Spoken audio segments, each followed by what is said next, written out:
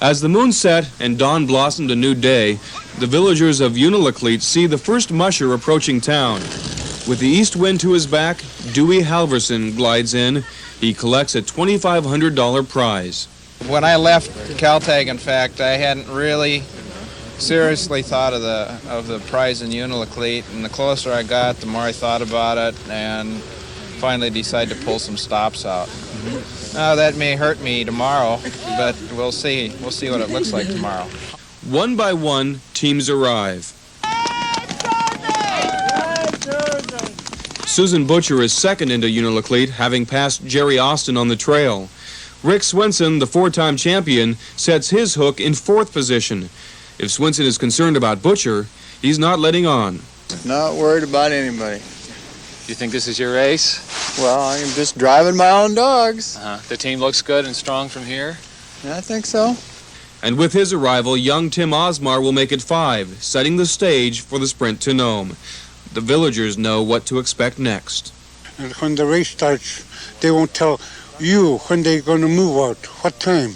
And they'll sneak, each and one of the dog mushers will sneak. They won't tell till even the checkers, they tell the checkers to keep quiet because they don't want them to find out.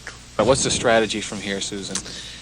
Oh, same as always. You got to watch your competitors, and then you just got to go for it. And I feel I came here with a very strong team, and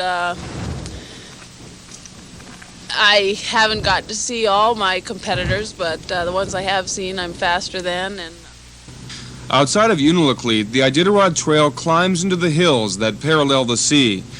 The teams have traveled 900 miles, and now the drivers push them even harder, and they push themselves, running up the inclines. This is a sprint to Nome, only 250 miles to go. Susan Butcher is again leading the pack out of the hills heading for Shaktoolik.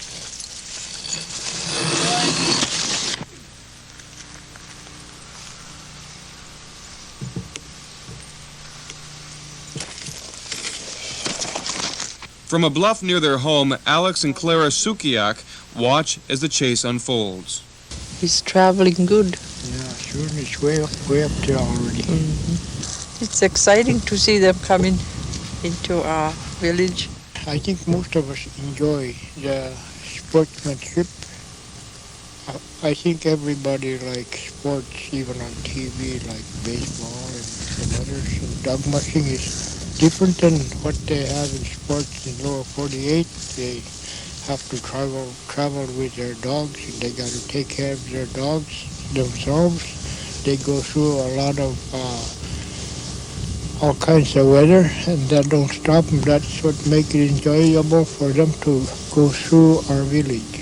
Near a frozen pond below, Jerry Austin has parked his team next to the trail, where he can size up the competition. And that tells his story. Austin will not lead the race again. I'm just hoping that if it's Rick or Susan, whoever it is that wins, I hope they do set a record, because then Dewey and me will be part of it, dragging them all the way to the coast, Then it looks to me like if there's no storm, we should set a record by about 3 hours, would be my guess. I sure hope somebody does.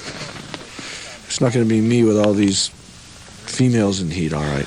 Jeez. I just get going, and I got to stop and move them and holler and scream. Austin's traveling partner, Dewey, is next out of the hills. And close behind, the master, Rick Swenson, still confident, riding high on the runners. And team number 5, Tim Osmar, determined to stay near the front. As the sun fell low on the horizon, all 5 mushers made their way to Shaktoolik. Tomorrow, the hopes of a championship will be buried for all but 2.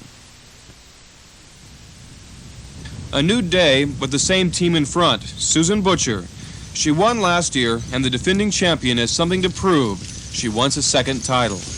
On the ice of Norton Sound, she's moving closer to that goal, and on day 10, there's only one man who can beat her.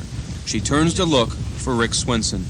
Swenson has played this game since the start, holding back, watching but not being watched, looking for weaknesses, putting on the pressure. Swenson is a formidable opponent, and if Butcher makes a mistake, the race is his.